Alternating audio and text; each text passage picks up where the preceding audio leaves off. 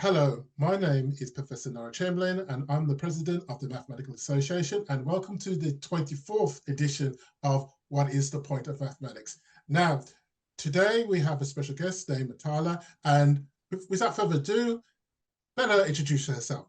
Go ahead.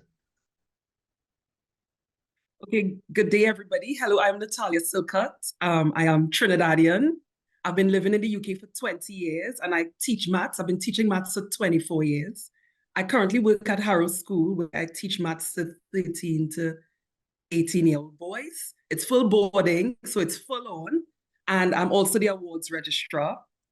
Maths is also my hobby. So I teach maths as a hobby for different organizations. I do a lot of community work with Shaftesbury Enterprise and with the Royal Institute. I do some of their maths master classes.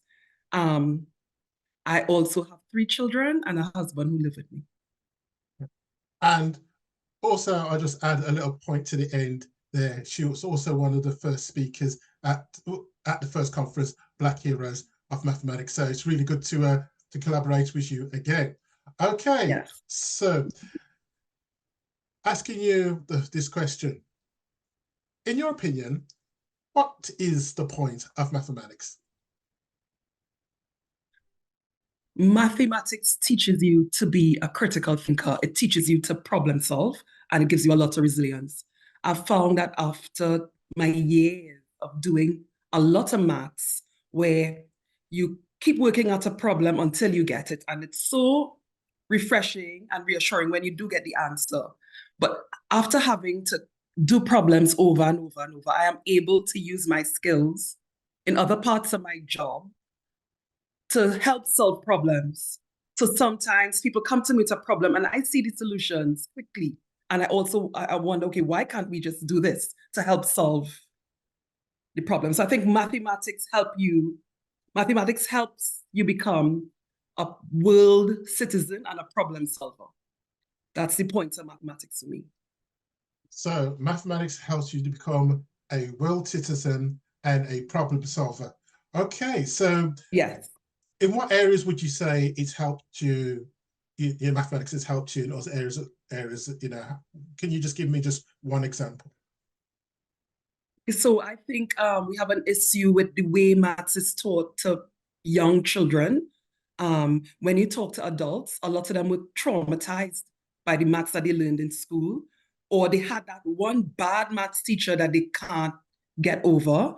So I think the work that we do, and when I say we, not only me, my school and other organizations, that we do with very young children when they're learning maths, it helps dispel the myth that maths is so difficult and it's so hard and algebra makes no sense. I think if we could teach the extra bits of maths to young children, it would really help their resilience. It will help them see the world in a better way.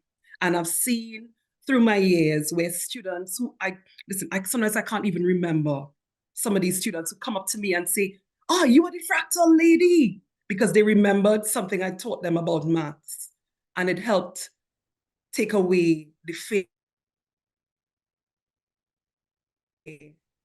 that this maths is so bad and so difficult.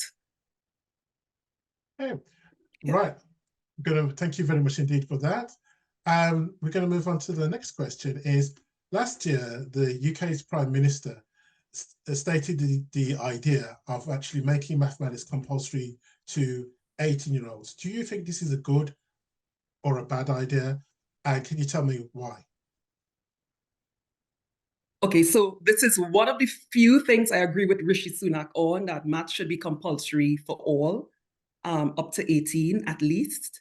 However, I think students should do maths that's related to what they want to do. So if you're like my further maths boys in my Div 1 further maths class at Harrow, who love maths and they love all the difficult bits of maths, you do that. However, if you don't want to do a career that's directly related to maths and you want to say you want to be a hairdresser or you want to do plumbing, you should do maths that's directly related to your course, or maths that's related to what you want to do in life. I think there's a lot to say for financial literacy. I mean, we all grew up and then we don't know anything about getting a mortgage or even reading our pay or tax. So I think there's a lot to say for that kind of teaching to continue up until the age of 18 in all schools and colleges. I wish we would move over to, I know in the US, they do SATs up to the age of 18. I think we should do more of that.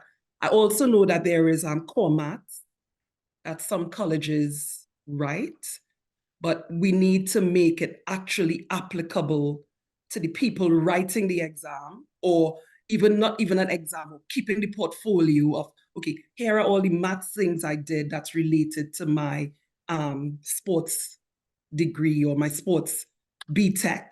I would wish that maths was maths for business or maths for any part of the curriculum was compulsory up until the age of 18. And I would even push it further.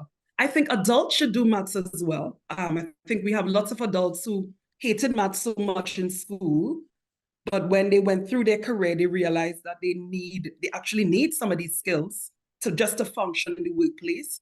I wish we had more places where adults could drop in and do maths, equip their skills, or even just do maths for fun. I know I do a lot of fun maths with little children, but to do fun maths for adults who would come in and do some work with me on fractals or create a piece of art that's maths related is one of my dreams. So yes, I agree with Rishi Sunak, but with a caveat. Okay.